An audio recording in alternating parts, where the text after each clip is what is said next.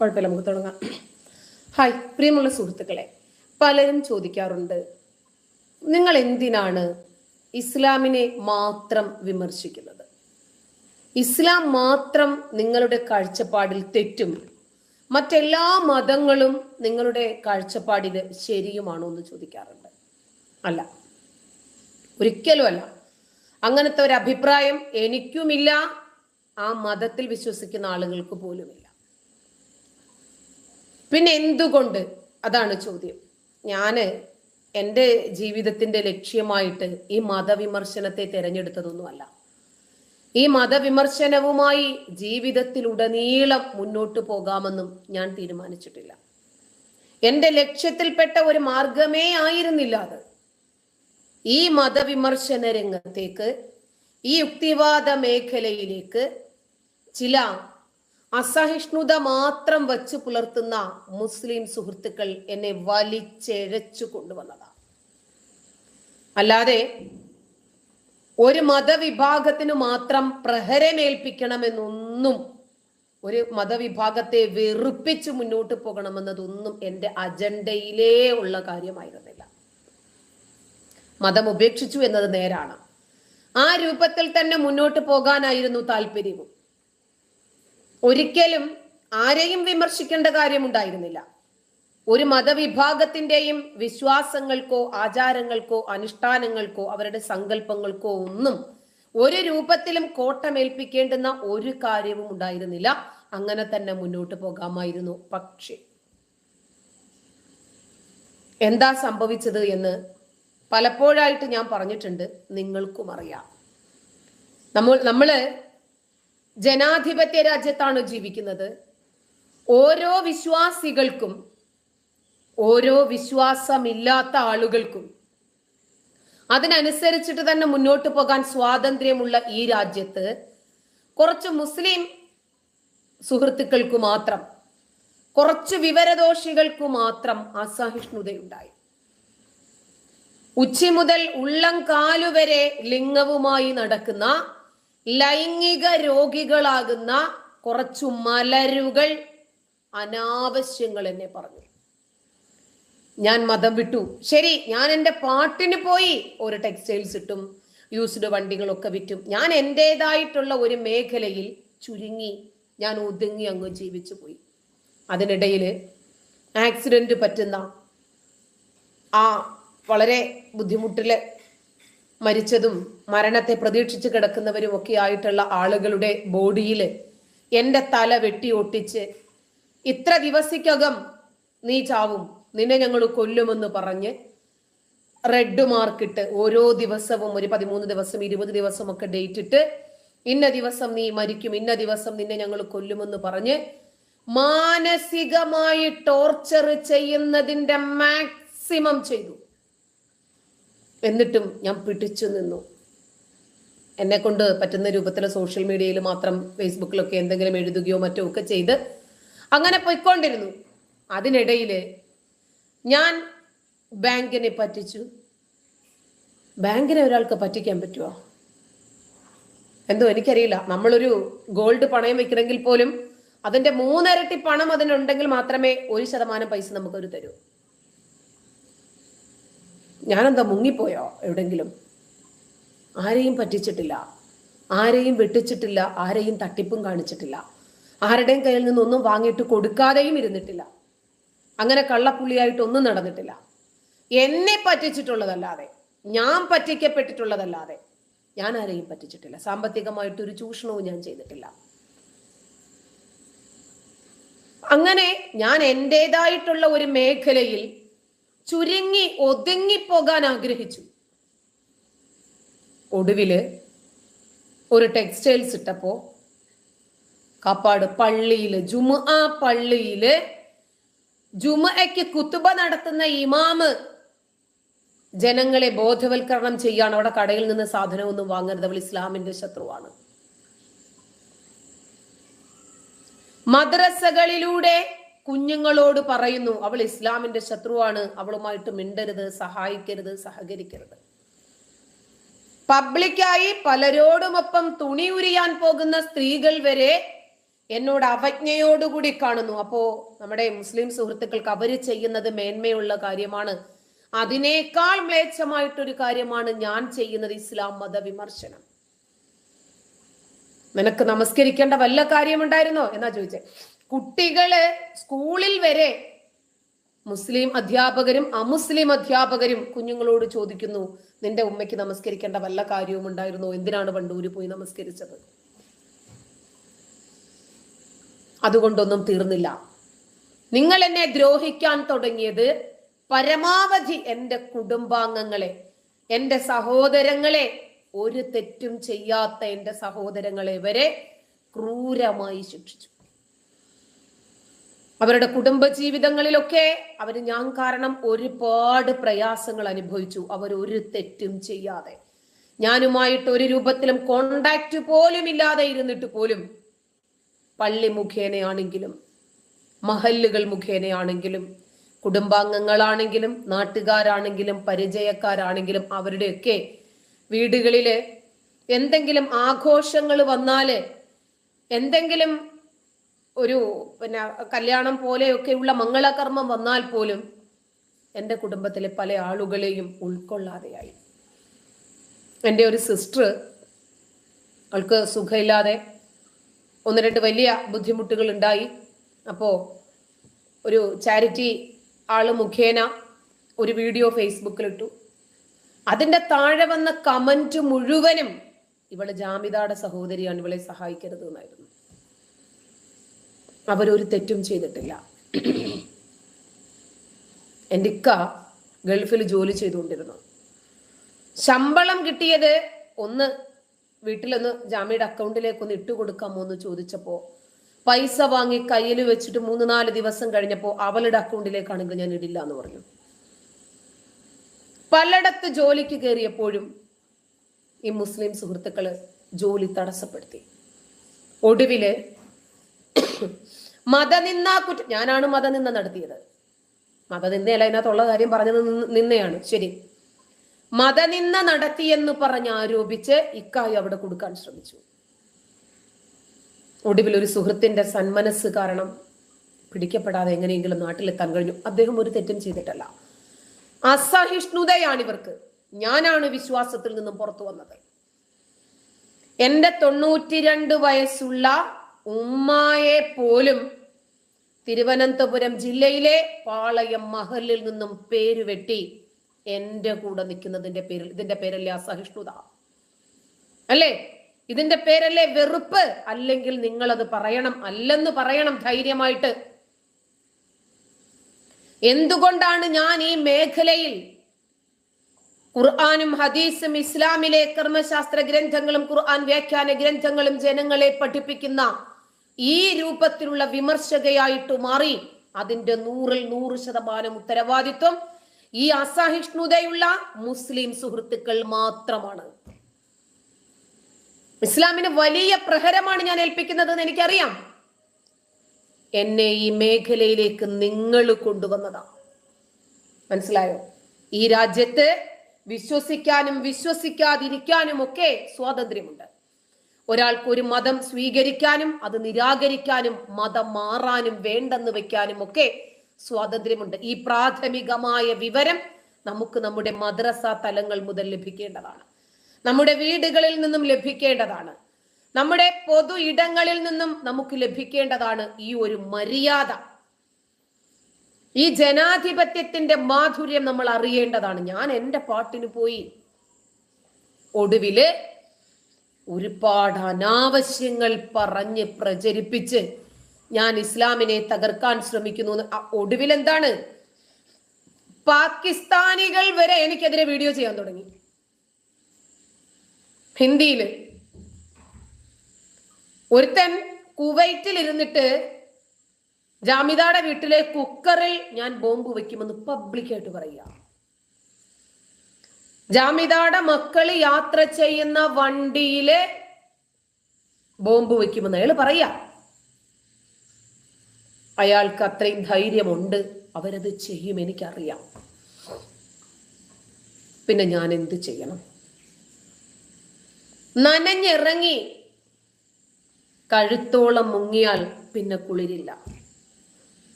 ഇവരെന്തിനാണ് എന്നെ കൊല്ലാൻ ശ്രമിക്കുന്നത്? എന്നോട് എന്തിനാണ് ഇവർക്ക് ഇത്രയും അസഹിഷ്ണുത? എന്താണ് ഇത്രയധികം വെറുപ്പ്? ഇസ്ലാമിലുള്ളതല്ലാത്ത എന്തെങ്കിലും ഞാൻ പറഞ്ഞോ?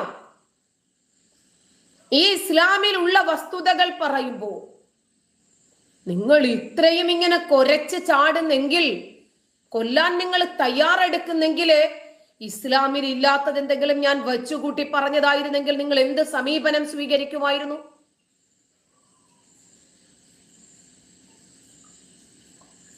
ഇവിടെ DC ബുക്സ് സംഘടിപ്പിച്ച ഒരു KLF Kerala literature fest Kozhikode ബീച്ചിൽ നടക്കുക. ആ സമയത്ത് പബ്ലിക്കുമായിട്ടൊരു സംവാദം. 4 പേരുണ്ട്. ഞങ്ങൾ 2 പേരാണ് മതനിരാസ പക്ഷത്തുള്ളത്, ഞാൻ സിദ്ദീഖും, ബാക്കിയുള്ളതൊക്കെ മതപക്ഷത്തുള്ള ആളുകളാണ്. ഞങ്ങളെല്ലാം കൂടി സംവാദത്തിലിരിക്കുക. അങ്ങനെ സംവാദം കയറി കൊഴുത്തു. ഞാൻ എൻ്റെ ആശയം പറഞ്ഞു. അപ്പോ ഞാൻ പറഞ്ഞത് 3 മിനിറ്റ് തന്നാൽ ഖുർആൻ ലക്ഷണമൊത്ത വർഗീയ ഗ്രന്ഥമാണെന്നും ഇതിനകത്ത് മാനവികതയില്ല എന്നും ഈ കാലഘട്ടത്തിന് യോജിച്ചതല്ലെന്നും ഞാൻ തെളിയിക്കാമെന്ന് പറഞ്ഞു. ഒരു ഖുർആൻ വചനം പറഞ്ഞു. അതിനകത്ത് മുഅ്മിനൻ എന്നുള്ളത് എന്തായി മാറി? ആ പദം ഖുർആനിലുണ്ടത്. അപ്പോഴേക്ക് വേദിക്ക് സ്റ്റേജിൽ ഇരുന്നിട്ട് ഒരാൾ പറഞ്ഞു അത് ഖുർആനിലില്ലാന്ന്. മൈ യഖ്തുലു മുഅ്മിനൻ മുതഅമ്മിദൻ, അങ്ങനെ ഒരു വചനം. അതായത് ഒരു വിശ്വാസി മറ്റൊരു വിശ്വാസിയെ മനഃപൂർവം കൊലപ്പെടുത്തിയാൽ അവന് ഫജസാഉഹു ജഹന്നം, അവന്റെ പ്രതിഫലം നരകമാണ്. പിന്നീട് അവൻ അതിനകത്ത് ഖാലിദൻ ഫിഹ, അവൻ അതിനകത്ത് നിത്യവാസിയായിരിക്കും. അപ്പോഴേക്ക് വേദിയെല്ലാം കൂടെ അങ്ങോട്ട് ഇളകി. അങ്ങനെ ഒരു വചനം ഖുർആനിലില്ല എന്ന്. ഞാൻ വന്നുടനെ ലൈവ് ഇട്ടു, ഖുർആൻ കാണിച്ചു കൊടുത്തു. മാഇദയിലുണ്ടാ വചനം. ഒരു വിശ്വസിക്കോ? നിങ്ങൾ കാണുന്നില്ലേ? ഖുർആനും ഹദീസും നേർക്ക് നേരെ കാണിച്ച് വസ്തുതകൾ പറഞ്ഞിട്ട് പോലും ഇവർക്ക് വിശ്വസിക്കാൻ സാധിക്കുന്നില്ല. ഇവർക്ക് അംഗീകരിക്കാൻ പറ്റുന്നില്ല. ഇവരുടെ കയ്യിലുള്ള ഖുർആൻ ഒന്ന് തുറന്നു നോക്കാൻ, പറയുന്നതിൽ എത്രമാത്രം സത്യസന്ധമായിട്ടുണ്ട് അതോ കളവാണോ എന്ന് നോക്കാൻ പോലും ഇവർക്ക് ആ ഗ്രന്ഥം തുറക്കാൻ സാധിക്കാത്തത് എന്തുകൊണ്ടാണെന്ന് അറിയാമോ? ഭയമാണ്. ഇനി എങ്ങാനും ജാമിദ പറഞ്ഞത് അതിലുണ്ടെങ്കിലോ നമ്മൾ വിശ്വാസത്തിന് പുറത്തു പോകൂലേ? പല മാർഗങ്ങളിലും ജീവിതം മുന്നോട്ട് കൊണ്ടുപോകാൻ തീരുമാനിച്ചപ്പോൾ അവർ സമ്മതിക്കില്ല. വധഭീഷണി. ഒടുവിൽ ആ കേരള ലിറ്ററേച്ചർ ഫെസ്റ്റ് ആ പ്രോഗ്രാം അവസാനിക്കുന്നതിന് മുമ്പ് തന്നെ സംഘാടകര് പോലീസ് പ്രൊട്ടക്ഷനോടുകൂടി എന്നെ സേഫായി വീട്ടിലെത്തിക്കേണ്ടി വന്നു.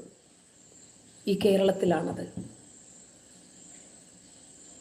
നമ്മുടെ സൽമാൻ റുഷ്ദിയെ കൊല്ലാൻ ഒരുത്തൻ തുനിഞ്ഞിറങ്ങിയതുപോലെ ഒരുത്തൻ തുനിഞ്ഞിറങ്ങിയാൽ നമുക്കൊന്നും പറയാൻ പറ്റില്ല, ചെയ്യാനും പറ്റില്ല. ഇവരിറങ്ങത്തില്ലെന്ന് നമുക്ക് പറയാനും പറ്റില്ല.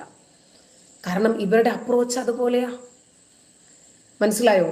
ഇവര് എന്തും ചെയ്യും. അങ്ങനെയാണെങ്കിൽ ഇസ്ലാം സംരക്ഷിക്കപ്പെടും എന്നിവര് ധരിക്കുവാണ്. ഇവര് വിചാരിക്കുന്നത് നമ്മൾ ഇങ്ങനെയൊക്കെ പറഞ്ഞാലും ചെയ്താലും ഇസ്ലാം സുരക്ഷിതമാകുമെന്നാണ് ഇവര് വിചാരിക്കുന്നത്.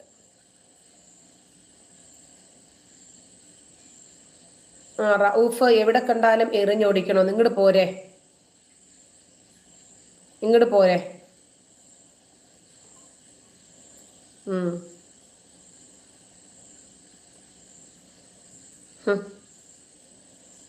ഇവരുടെ അസഹിഷ്ണുത അവസാനിക്കുമെന്നാ?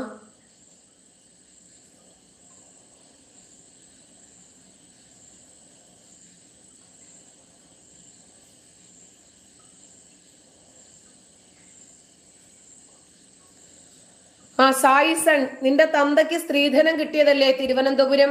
പിന്നെ തിരുവനന്തപുരത്ത് ആര് നിൽക്കണം ആര് നിൽക്കണ്ടെന്ന് നീയല്ലേ തീരുമാനിക്കുന്നത്? അതുകൊണ്ട് നിന്റെ തന്ത അടിച്ചോടിച്ചതാ തിരുവനന്തപുരത്ത് നിന്ന്. നിന്റെ ഉമ്മാടെ വാപ്പയെ നിന്റെ അപ്പന് സ്ത്രീധനം കൊടുത്തതാ തിരുവനന്തപുരം. ഒന്ന് പോടാ ഊളകളെ. ഓരോന്നിങ്ങോട്ട് വരും. എന്ത് ആരോട് പറയണമെന്നൊന്നും ഒരു നിശ്ചയവുമില്ല, അങ്ങോട്ട് പറയുക. അപ്പോ ഇവര് ജീവിക്കാൻ സമ്മതിക്കാതെ നിരന്തരം പിന്തുടർന്ന് ഇവര് ശല്യം ചെയ്തു. ജീവിതം വഴിമുട്ടിച്ചു. എന്തെല്ലാം ചെയ്തു നോക്കി. അങ്ങനെ ഒടുവില് കൊറോണ കാലം വന്നു. ഇക്കയ്ക്ക് ജോലിയില്ല. ഇക്ക ഗൾഫിൽ നിന്ന് നാട്ടിൽ വന്നു. നാട്ടില് 3 സോപ്പ് കടകൾ ഇട്ടു. അവിടെയും എല്ലാം ഇല്ലേ, വിക്രമാദിത്യന്റെ പിന്നാലെ വേതാളം പോകുന്നത് പോലെ ഇവരെ എന്റെ പിന്നാലെ കൂടി ആക്രമിക്കുക. കുട്ടികളെ സ്കൂളിൽ കൊണ്ടുവിട്ടു. കുട്ടികൾ സ്കൂളിൽ ആക്രമിക്കപ്പെടുന്നു, ബുദ്ധിമുട്ടുന്നു. ഒരു രൂപത്തിലും ഇവര് മനുഷ്യനെ ജീവിക്കാൻ അനുവദിക്കില്ല. ഇസ്ലാം മതത്തെ വിമർശിക്കാൻ അധികം ആളുകളും ഭയക്കുന്ന കാരണം എന്താണെന്നറിയാമോ? ഇതാണ് കാരണം മുസ്ലിങ്ങളെ പോലെ അസഹിഷ്ണുതയുള്ള ഒരു വിഭാഗം, ഇത്രയും വിവരദോഷികളായ ഒരു സമുദായം, ഇത്രയും ശരീരം മുഴുവനും ലിംഗങ്ങൾ മാത്രം കൊണ്ട് നടന്ന് ലൈംഗികമായി മാത്രം ചിന്തിക്കുന്ന ഒരു വിഭാഗം ഇവര് മാത്രമേ കാണൂ. അതുകൊണ്ടാണ് ഇവരെ വിമർശിക്കാൻ അധികമാരും തയ്യാറാകാത്തത്. ഭയം കൊണ്ടാണ്. ഇവരുടെ അസഹിഷ്ണുത കാരണം ഇവരെന്താണ് പ്രവർത്തിക്കുന്നത് എന്ന് അറിയാൻ പറ്റില്ലല്ലോ, അതുകൊണ്ടുള്ള ഭയം. അങ്ങനെ ചാനൽ ഉണ്ടാക്കി. ആ ചാനലിലൂടെ എൻ്റെ ആശയങ്ങൾ ഞാൻ പറഞ്ഞുകൊണ്ടിരുന്നു. അതിനിടയ്ക്ക് ശരി, എപ്പോഴും ഇങ്ങനെ മതവിമർശനവുമായിട്ട് പോകണ്ട എന്ന് വിചാരിച്ചു. അങ്ങനെ മതവിമർശനം തൽക്കാലത്തേക്ക് നിർത്തി. പൊതുവിഷയങ്ങളിലൊക്കെ ഇടപെട്ട് അങ്ങനെ പോകുമ്പോൾ വീണ്ടും ആക്രമിക്കുക. സാമ്പത്തിക ബുദ്ധിമുട്ട് ആർക്കാണ് ഉണ്ടാകാത്തത്? മലദ്വാർ ഗോൾഡുകാർക്ക് സാമ്പത്തിക ബുദ്ധിമുട്ടുണ്ടാവില്ല. പണിയെടുക്കാതെ ആരാന്റെ ഉച്ചിഷ്ടം വാങ്ങി തിന്നുന്ന, ആരാന്റെ വീട്ടിൽ പോയി 3 നേരവും നക്കുന്ന ഉസ്താദുമാർക്ക് പ്രയാസമുണ്ടാകില്ല. കാരണം സർക്കാരിന്റെ വകയായിട്ടും കിട്ടും പണം. ഒരു നോമ്പൊക്കെ വരുമ്പോഴത്തേക്കിന് പലരും കൊടുക്കുന്ന സക്കാത്ത് പണവും ഉണ്ടാകും, ശമ്പളവുമായിട്ടും കിട്ടും. വീടുകളിൽ പോയി ഖുർആൻ ഓതി കൊടുത്താൽ അതിനും പണം കിട്ടും. എല്ലാം കിട്ടും. കുഞ്ഞുങ്ങളെ ഉപ്പ് നോക്കാനും കിട്ടും. അപ്പൊ അവന്മാർക്ക് ഒരു പ്രശ്നവും ഉണ്ടാകത്തില്ല. എൻ്റെ കയ്യിൽ ഒരു ബൈക്ക് ഉണ്ടായിരുന്നു, മോളെ പഠിപ്പിക്കണം, അതിനു വേണ്ടിയിട്ട് ഞാൻ ബൈക്ക് വിൽക്കാൻ വേണ്ടിയിട്ട് ഒരു പരസ്യം ചെയ്തപ്പോ ചില ഉസ്താദ് എന്ന് പറയുന്ന പൊറോട്ട കെട്ട് മലരന്മാര് ഇസ്ലാമിനെ വിമർശിച്ചത് കൊണ്ട് ജാമിദാക്ക് അള്ളാഹു കൊടുത്ത ശിക്ഷ കണ്ടോന്ന്. അല്ലടാവേ, നിന്റെയൊക്കെ പടച്ചവൻ വിശ്വസിച്ച് മുന്നോട്ട് പോകുന്ന ആളല്ലേ പ്രവാചകൻ. പടച്ചോൻ നബിയെയും വിശ്വസിക്കുന്നുണ്ട്, നബിക്ക് പടച്ചോനെയും വിശ്വാസമാണ്. പട്ടിണി കിടന്ന് സഹിക്കാൻ വയ്യായിട്ട് പടച്ചട്ടവരെ അള്ളാഹു ശപിച്ച ജൂതന്റെ മുമ്പിൽ പണയം വെച്ച് അന്നം കണ്ടെത്തിയിട്ടുണ്ട് നബി. ഇമാം ബുഖാരി ബാത്റൂമിൽ പോകാനുള്ള സമയം ലാഭിക്കാൻ വേണ്ടി എത്രയോ മുൻകഴിഞ്ഞ ഇമാമുമാർ ദാരിദ്ര്യം ഒരു ഫാക്ടറായിരുന്നു, ഭക്ഷണം പോലും കഴിക്കാതിരുന്നിട്ടുണ്ട്. അപ്പൊ അവർക്കൊക്കെ പടച്ചോൻ കൊടുത്ത ശിക്ഷ തന്നെയാണോ ഇത്? അബ്ദുൽ നാസർ മദനിക്ക് അള്ളാഹു കൊടുത്ത ശിക്ഷയാണോ? ഇബ്രാഹിം റൈസിക്ക് അള്ളാഹു കൊടുത്ത ശിക്ഷയാണോ? മുജാഹിദ് ബാലുശ്ശേരിക്കും കാന്തപുരത്തിനും ഒക്കെ അള്ളാഹു കൊടുത്ത ശിക്ഷയാണോ ഇത്? അത് നിങ്ങൾ സമ്മതിക്കണം.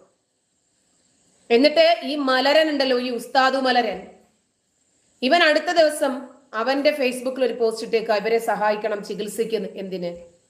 അള്ളാഹു കൊടുത്ത ശിക്ഷയല്ലേ, അവൻ അനുഭവിക്കട്ടെ എന്ന് വിചാരിക്കാം. എന്താ ജാമിദാക്ക് കൊടുക്കുമ്പോൾ മാത്രം ശിക്ഷയും നിങ്ങൾക്കൊക്കെ കൊടുക്കുമ്പോൾ പരീക്ഷണവും? അപ്പൊ മനസ്സിലായോ ഇവരുടെ ഇരുമുഖ നയം?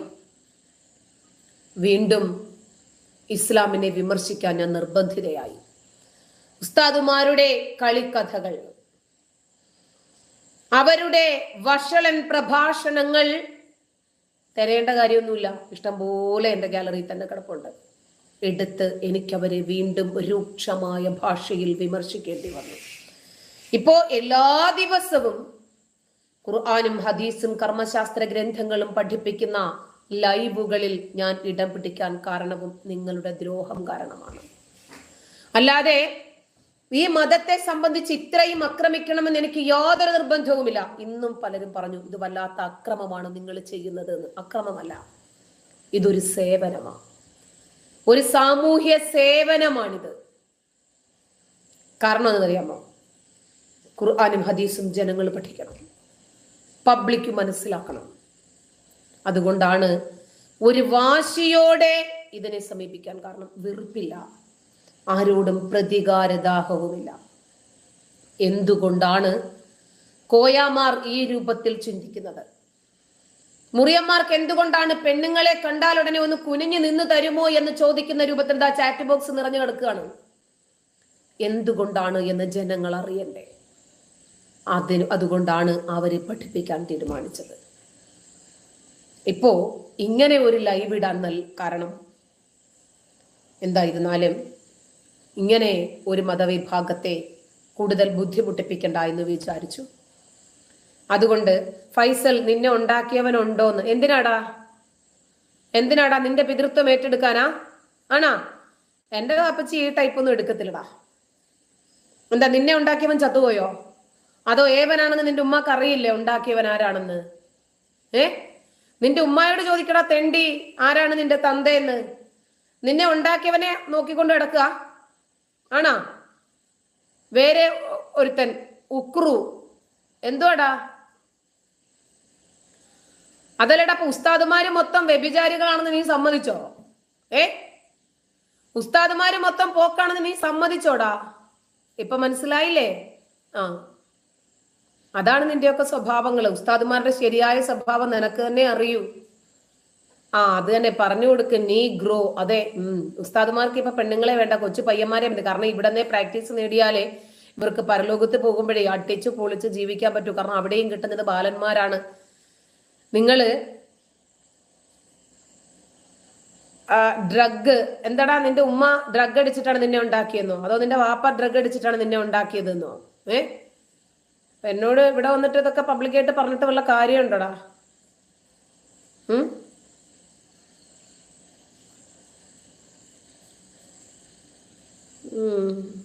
മനസ്സിലായ എന്തുകൊണ്ടാണ് ഇവര് വിമർശിക്കപ്പെടുന്നത് എന്ന്? ഇതിൽ തന്നെയുണ്ട് മറുപടി. നിനക്ക് വേറെ ഒന്നും പറയാനില്ലേ ജാമിദ? ഇല്ല, എനിക്ക് പറയാനുള്ളത് ഇതാണ്. എന്തേ, നിനക്ക് എന്തെങ്കിലും പഠിപ്പിക്കാനുണ്ടോ? നിന്റെ ഉപ്പ മുരുകനല്ലേന്നാ? ജംഷീർ, എന്താ വാപ്പ നിന്നോട് വന്ന് പറഞ്ഞോടാ? അതോ നിന്റെ ഉമ്മ പറഞ്ഞോ? എന്റെ വാപ്പ നിന്നോട് വന്ന് പറഞ്ഞോ അതോ നിന്റെ ഉമ്മയോട് പറഞ്ഞോ? അല്ല ബലാദികളെ, എന്ത് ചെയ്യാ?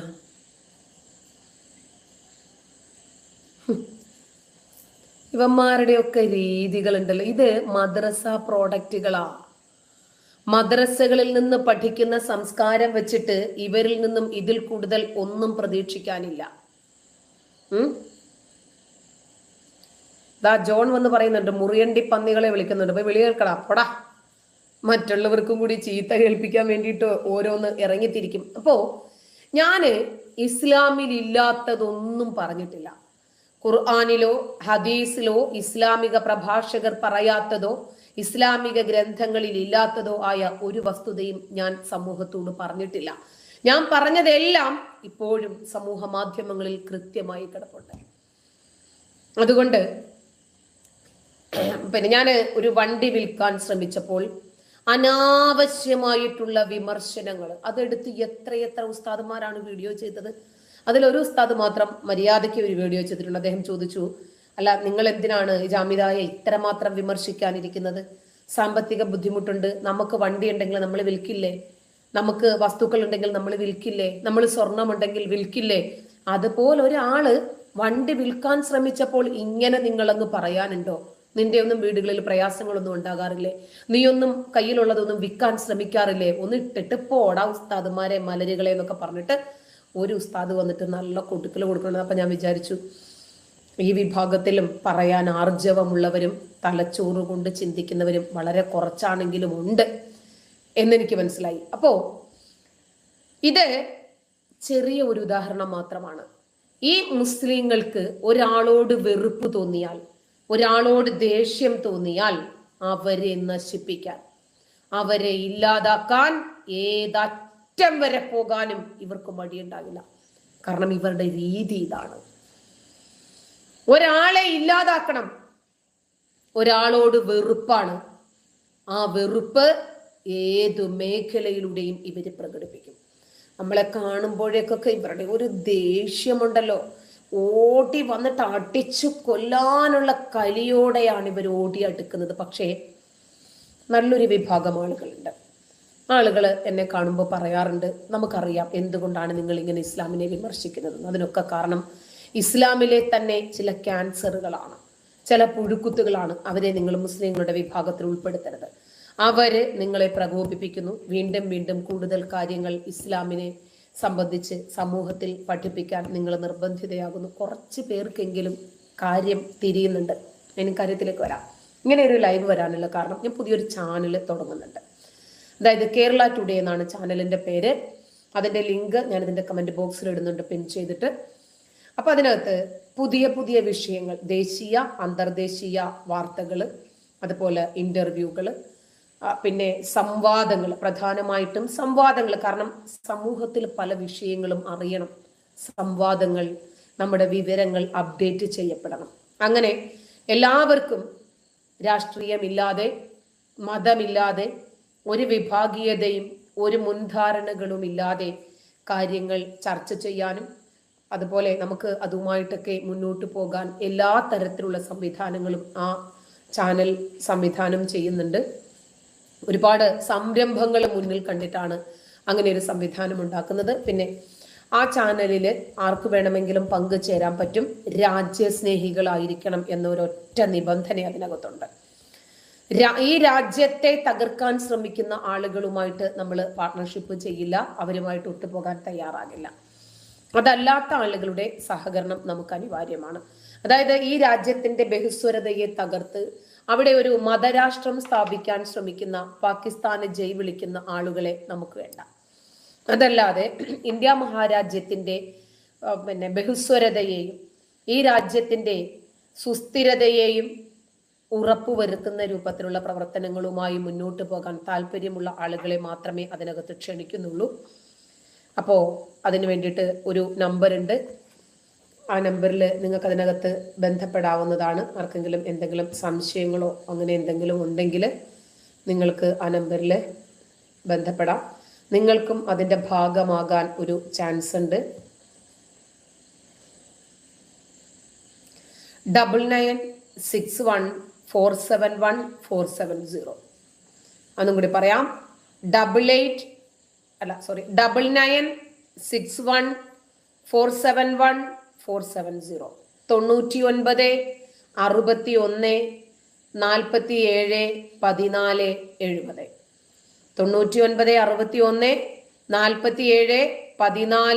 70. അതായത് നിങ്ങൾക്കും അതിന്റെ ഭാഗമാകാൻ ഒരു ചാൻസ് ഉണ്ട്.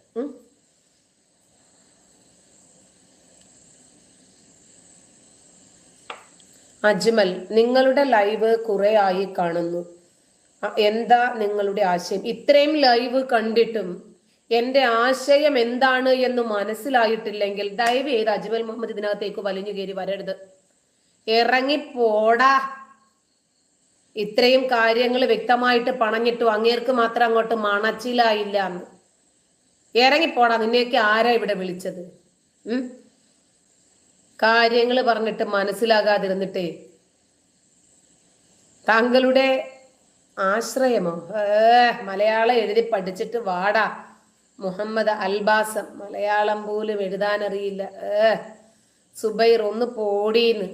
നിന്റെ തള്ളയപ്പ് വിളിക്കടാ പോടീന്ന്. ഇപ്പൊ എന്റെ ചാനലിൽ വന്നിട്ട് പോടീന്ന്. സന്തോഷ് പൊടി. സന്തോഷ് മനസ്സിലായി. പൊടിന്ന് എഴുതിയപ്പോ നീ സന്തോഷ് തന്നെയാണെന്ന് മനസ്സിലായി.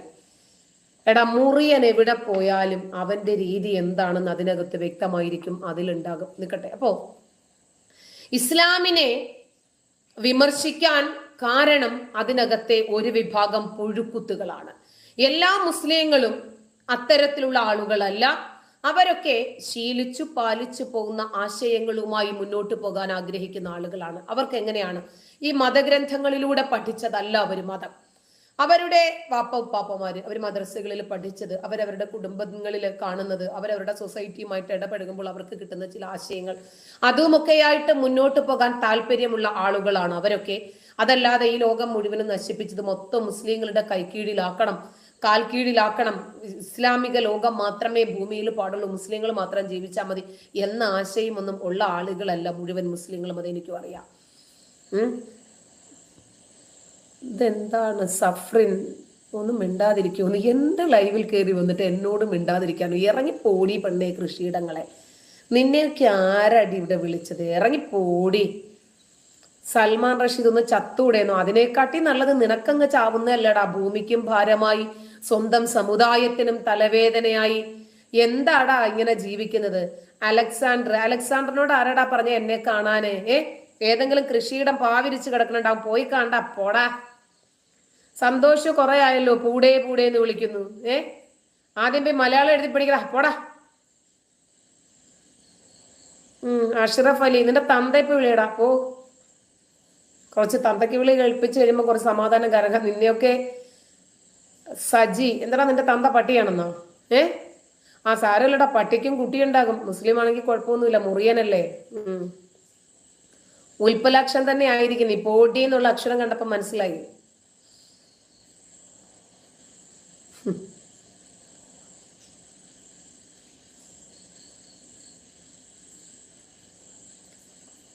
ഇവരുടെയൊക്കെ വിജ്ഞാനം കണ്ടോ? എന്തെന്നറിയാമോ? വളരെ ചെറിയ പ്രായത്തിൽ തന്നെ മദ്രസകളിൽ പോയി പൊതുവിജ്ഞാനം പഠിച്ചില്ല. ഒരു പൊതുധാരയിൽ മറ്റുള്ളവരോട് എങ്ങനെ പെരുമാറണം എന്നിവർ പഠിച്ചില്ല. ചെറിയ പ്രായം മുതലേ മദ്രസകളിൽ പോയി മതം ഇൻജെക്റ്റ് ചെയ്തു. അന്യമത വിരോധം. നമ്മുടെ മതത്തെ ആരെങ്കിലും എന്തെങ്കിലും പറയുകയോ വിമർശിക്കുകയോ എതിരഭിപ്രായം പറയുകയോ ചെയ്താൽ അവനെ വർഗശത്രുവായി ചിത്രീകരിക്കുക. പ്രവാചകനും അങ്ങനെ തന്നെയായിരുന്നു. നബിയെ സംബന്ധിച്ച് ആരെങ്കിലും എതിരഭിപ്രായം പറയുകയോ നബിയെ വിമർശിച്ച് കവിത എഴുതുകയോ വിമർശിച്ച് എഴുതുകയോ പറയുകയോ ചർച്ച ചെയ്യുകയോ ആരോടെങ്കിലും നബിയെ സംബന്ധിക്കുന്ന നെഗറ്റീവ് അഭിപ്രായം പങ്കിടുകയോ ചെയ്താൽ ഉടനെ തന്നെ അവരുടെ തല വെട്ടാനാണ് നബി അനുയായികൾക്ക് അനുവാദം നൽകിയത്. അബു അഫാഖ് എന്ന 102 വയസ്സുള്ള മനുഷ്യൻ നബിയെ വിമർശിച്ചുകൊണ്ട് കവിത പാടി കൊന്നുകളഞ്ഞു. അസ്മാ ബിൻത് മർവാൻ എന്ന സ്ത്രീ നബിയെ വിമർശിച്ചുകൊണ്ട് കവിത എഴുതി. 4 കുഞ്ഞുങ്ങളുടെ മുമ്പിൽ വെച്ച് 4ാമത്തെ കുഞ്ഞ് മുല കുടിച്ചു കൊണ്ടിരിക്കുമ്പോൾ ആ കുഞ്ഞിനെ പിടിച്ചെറിഞ്ഞു മാറത്തേക്ക് കഠാര ആഴത്തിൽ ഇറക്കി, നബിയുടെ അനുമതിയോടെ.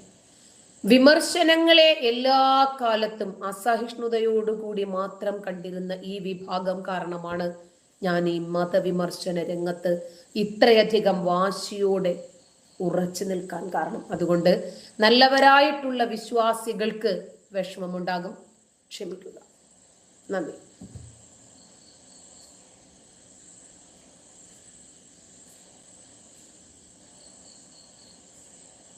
എത്ര പേരെയാണ് ഒരു ദിവസം ബ്ലോക്ക് ചെയ്യുന്നതെന്നറിയോ? ഈ അനാവശ്യങ്ങൾ പറയുന്നത് കൊണ്ട് മാത്രമാണ്.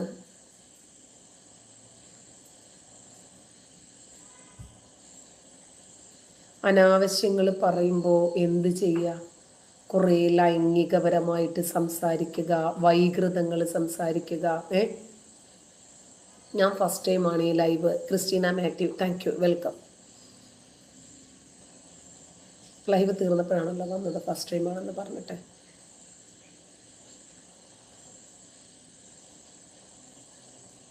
ഇപ്പം മനസ്സിലായോ ഇവരുടെ ഒരു രീതി? കാരണം മതബുദ്ധിയാണ്. മതബുദ്ധി വെച്ചിട്ട് എൻ്റെ മതത്തെ എതിർക്കുന്ന ആരും ഈ ഭൂമിയിൽ വേണ്ട. എൻ്റെ മതത്തെ വിശ്വസിക്കണം, എൻ്റെ മതത്തെ അംഗീകരിക്കണം, എൻ്റെ മതത്തെ മറ്റുള്ളവർ മാനിക്കണം, അവരും ഫോളോ ചെയ്യണം എന്നുള്ള ഒരു ധാരണ ഇവർക്കുണ്ട്. അതുകൊണ്ടാണ് ബഹുദൈവ വിശ്വാസികളോടും അതുപോലെ ക്രിസ്ത്യാനികളോടും ഈ മതത്തെ വിമർശിക്കുന്ന ആളുകളോടും ഇവർക്ക് ഇത്രയധികം വൈരാഗ്യം, ഇത്രയും ഇവർക്ക് വെറുപ്പ്, വിദ്വേഷം വരാനുള്ള പ്രധാനപ്പെട്ട കാരണം അതാണ്. അപ്പോൾ നമുക്കിനി നാളെ കാണാം. എല്ലാ സുഹൃത്തുക്കൾക്കും ശുഭരാത്രി, നമസ്കാരം.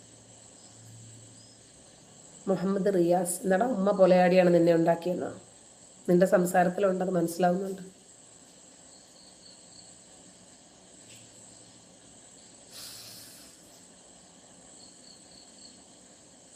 ഷബീർ കേട്ടോ, നിങ്ങൾ കാണുന്നില്ലേ ഉമ്മാടെ കന്തവനുണ്ടെന്ന്, അവൻ്റെ കയ്യിലിരിക്കുവാണെന്ന്.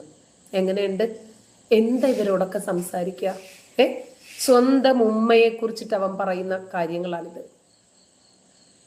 സ്വന്തം മാതാവിനെ സംബന്ധിച്ച് പറയുക. ലോകത്തേതെങ്കിലും തലച്ചോറ് കൊണ്ട് ചിന്തിക്കുന്ന ഒരാൾക്ക് പറയാൻ പറ്റുമോ? സെയിൻ മാരിയ ഇപ്പൊ മനസ്സിലായ? നല്ലവരായിട്ടുള്ള വിശ്വാസികൾക്ക് വിഷമമുണ്ടാക്കുമെന്ന് അറിഞ്ഞിട്ട് പിന്നെ എന്തുകൊണ്ട് വിമർശനം? ഇതിനകത്ത് വന്നിട്ട് കൂവുന്ന ആളുകളെ നീയൊക്കെ കാണുന്നുണ്ടോടെ? ഉണ്ടാ? ഇതിനകത്ത് വന്നിട്ട് അനാവശ്യങ്ങൾ പറയുന്നവരെയൊക്കെ നീയൊക്കെ കാണുന്നുണ്ടാ? മുസ്ലിങ്ങൾക്കാണ് പ്രഹരമേൽക്കുന്നതെന്ന് നീയൊക്കെ ഉപദേശിച്ചു കൊടുക്കാറുണ്ടാ? ഉണ്ടാ? അതൊക്കെ നീയൊക്കെ കേട്ടിട്ട് വളരെ നന്നായിട്ട് ആസ്വദിച്ചിട്ട് ഇപ്പോ കുറെ തന്തയ്ക്ക് പറക്കാത്ത നാറികള് വന്നിട്ടേ സ്പൈസി ഫുഡ് ആരാടാ? നിന്റെ ഉമ്മ പൊലയാടിയാണടാ ഉണ്ടാക്കുന്നത് ഫുഡ്. തെണ്ടി. ശരി, ഇത്ര പേരെയാണ് ഒരു ദിവസം. ഇന്നത്തെ ലൈവ് 2.5 മണിക്കൂർ ഉണ്ടായിരുന്നു. ഏതാണ്ട് ഒരു 300 പേരെങ്കിലും ബ്ലോക്ക് ചെയ്തു വിട്ടു. എന്നിട്ടുണ്ടോ ഇതിനൊക്കെ ഒരു നാണവും മാനവും? തന്തയും കേൾപ്പിക്കും, തള്ളയും കേൾപ്പിക്കും. അരുൺകുമാർ വിവരം വേണ്ടേ ടീച്ചർ എന്ന്. അതേ മദ്രസയിൽ പോയിട്ട് ഈ മുത്തിന്റെ പൊത്തകം പഠിച്ച വിജ്ഞാനമാണ് ഈ വാരി വെതറുന്നത്. മനസ്സിലായില്ലേ? യൂണിക് പ്ലാനറ്റ് എന്നാ പോയി ചാവുന്ന? നീ പോയി ചാവടാ ഊളെ. നീയൊക്കെ സമൂഹത്തിനും ദ്രോഹം. നിങ്ങളെ വാപ്പ നായിന്റെ മോള് റസലോ? നീ ഒരു 9 നായിന്റെ മോനായിരിക്കോടാ. നിന്റെ തന്ത അതിനെക്കാട്ടി പുഴുത്ത പേ പിടിച്ച നായായിരിക്കും. അതുകൊണ്ടാണ് നീ ഇങ്ങനെ പറയുന്നത്. നേച്ചർ പ്രോഡക്റ്റ് എന്താടാ അതിന്റെ ഉമ്മക്കില്ലേ? സൈഫുന്നിസ നിനക്ക് പണി നോക്കുന്ന. നീ പോയി കൃഷിയുടെ ഉള്ളടി പോയി കിടന്നു കൊടുക്കുവോ? അവന്മാര് വന്ന് കൃഷി ഇറക്കട്ടെ ചെല്ലേ. നിന്നെയൊക്കെ ഇവിടെ ആരാ വിളിച്ചേ?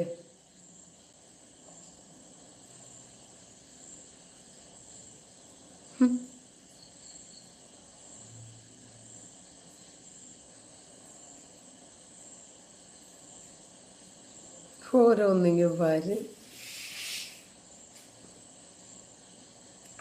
റാബിയ കുറേ കൃഷിയിടങ്ങൾ വന്നിട്ടുണ്ട് പായും വിരിച്ച്. പോയി ഹൂറന്മാരെ തപ്പടി പോടീനിയൊക്കെ.